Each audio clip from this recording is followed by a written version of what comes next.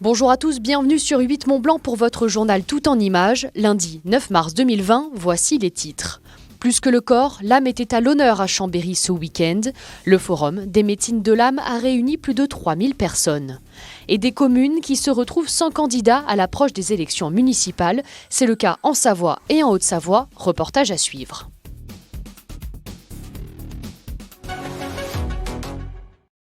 Un homme de 81 ans est décédé du coronavirus à l'hôpital de Chambéry. Il s'agit du premier mort dans le département de la Savoie. Le centre hospitalier Métropole Savoie a durci ses règles de visite. Les visites d'enfants et de mineurs sont interdites, tout comme les personnes présentant des symptômes grippaux. Seulement une personne par visite au sein de l'hôpital. Depuis le début de l'épisode du coronavirus en Haute-Savoie, nombreux sont les services à devoir s'adapter. C'est notamment le cas du SAMU départemental. Pour faire face à la quantité d'appels reçus par le 15, le nombre d'opérateurs a presque triplé en quelques jours, comme nous l'explique Pierre Paulès, responsable du SAMU du département de la Haute-Savoie. Concrètement, habituellement, il y a 7 personnes du SAMU qui répondent aux appels par jour. On est à 17 aujourd'hui, 17 quotidiens, avec un renfort qui est ô combien apprécié de la part des médecins libéraux volontaires, qui viennent renforcer en fait notre capacité à répondre à l'inquiétude de la population. On a la chance en Haute-Savoie d'être sur un plateau commun, c'est-à-dire que les pompiers et le SAMU, non seulement ils travaillent côte à côte, mais en plus ils travaillent sur un outil qui est commun. Et du coup, on a les mêmes logiciels, ce qui veut dire que là, pour créer cette salle qui, normalement, ne contient pas un seul téléphone, pas un seul ordinateur, nos partenaires sapeurs-pompiers ont été au premier rang pour nous mettre à disposition, en moins de quelques heures, ce nouveau centre d'appel. Ça, c'est une bénédiction pour nous, parce qu'ils ont une capacité logistique que l'hôpital tout seul n'aurait pas pu avoir aussi rapidement. La force de l'âme est la force du corps. Un vieil adage qui trouve aujourd'hui encore son public, porté par une volonté de retour à l'essentiel, de reconnexion avec soi-même. À Chambéry ce week-end, ils étaient nombreux à venir en quête de réponses à l'occasion de la 2e édition du Forum des médecines de l'âme. On s'occupe du corps, on s'occupe de l'esprit, mais l'âme, corps, âme, esprit, l'âme, on n'en parle pas dans les médias, on en parle un petit peu dans les religions et encore en ce moment on ne parle pas tellement de ça dans les religions. Et est-ce que ça serait l'âme qui serait malade ? L'âme, c'est la partie spirituelle qui anime le corps. Est-ce que ça ne serait pas elle qui rendrait le corps et l'esprit malades ? Nous, c'est une supposition. Et on commence à avoir des idées de réponses que, effectivement, si on soigne l'âme, la partie existentielle, l'être, on se sent mieux dans le corps et mieux dans la tête. On est en train d'inventer peut-être une médecine du futur.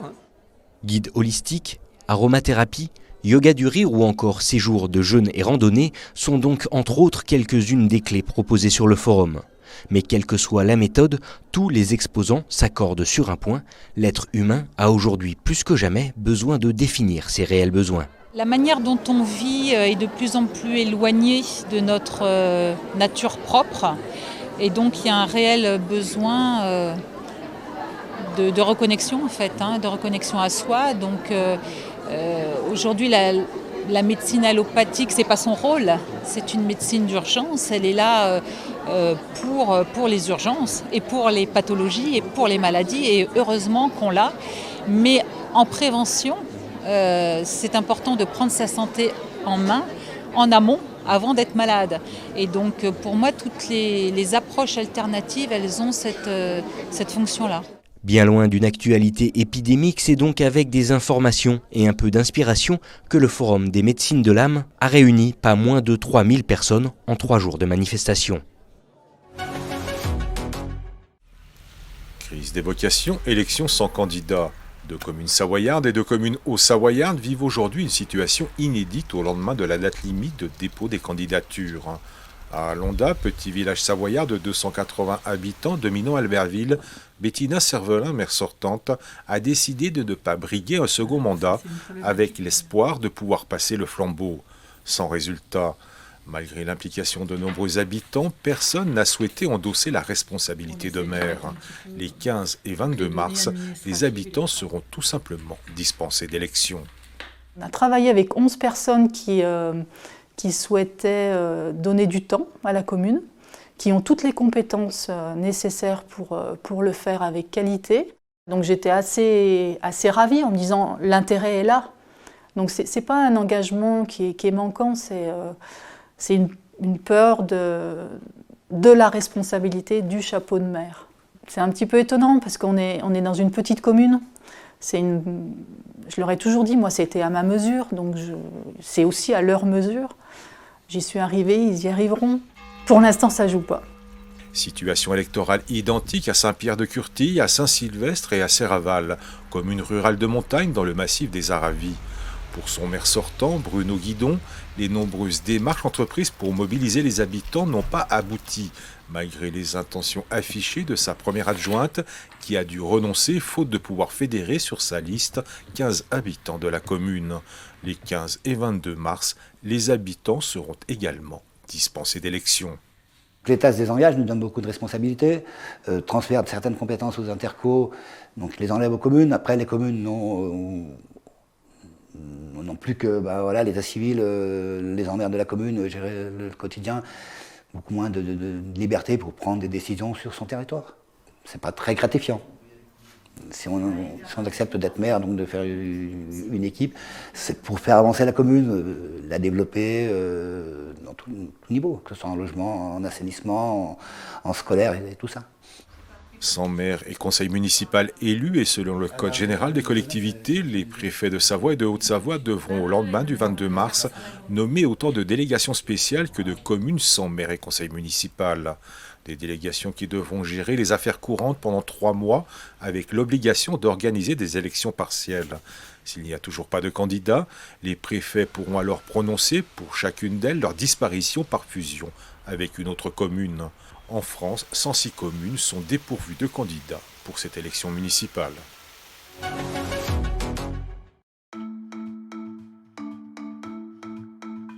5 secteurs de glisse, 125 km de piste, bienvenue à La Clusaz. Entre ski et reblochon, la station village des Aravis cultive les joies de la glisse et un art de vivre hérité d'une tradition rurale et sportive. Plébiscitée en France comme à l'étranger, La Clusaz fait partie des stations les plus cotées des Alpes. Mais à l'heure où le réchauffement climatique menace le tourisme hivernal basé uniquement sur le ski, les stations doivent réinventer leur développement et leur business model. Diversification des activités, extension du domaine skiable en altitude, complexe touristique, liaison interstation, à La Clusaz, la révision du schéma de cohérence territoriale a provoqué bien des remous parmi les 1700 habitants. Mais alors à quoi ressemblera La Clusaz en 2030 ? Nous avons posé la question aux candidats.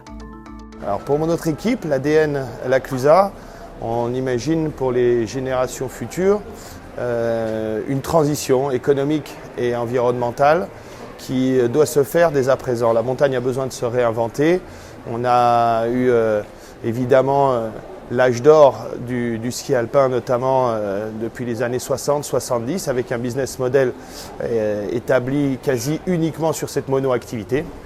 Et aujourd'hui, on a besoin de lisser l'activité, non seulement dû au réchauffement climatique qui est avéré, mais aussi aux tendances sociétales qui évoluent grandement. Et d'ici à 2030, il faudra avoir réussi à initier cette transition et ce changement nécessaire pour que nos générations futures puissent rester vivre ici et s'installer durablement. Je vais vous raconter une histoire. Nous sommes à La Clusaz le 25 février 2030. Une famille de Parisiens arrive en train. Elle est immédiatement prise en charge par une navette électrique qui l'amène très rapidement à son hôtel puisque désormais la circulation est fluide. Cette année, l'enneigement est moyen, mais le réseau de neige de culture permet de skier très bien sur tous les massifs. Toute la famille va skier le matin à Balme, où toutes les remontées mécaniques ont été rénovées. L'après-midi, madame fait du vélo, monsieur est à la piscine, et les enfants jouent au tennis. Tous aiment le village de La Clusaz, qui a su garder son authenticité et sa beauté, ainsi que l'environnement qui a su être sauvegardé. Ils se promettent de revenir régulièrement dans ce village, qui est devenu une station 4 saisons. Aux dernières élections de 2014, c'est André Vitouz qui avait décroché l'écharpe de maire. Seul candidat en lice à sa réélection, il avait recueilli 100% des voix. À noter que sur les 1038 votants, 459 bulletins avaient été validés contre 579 blancs ou nuls.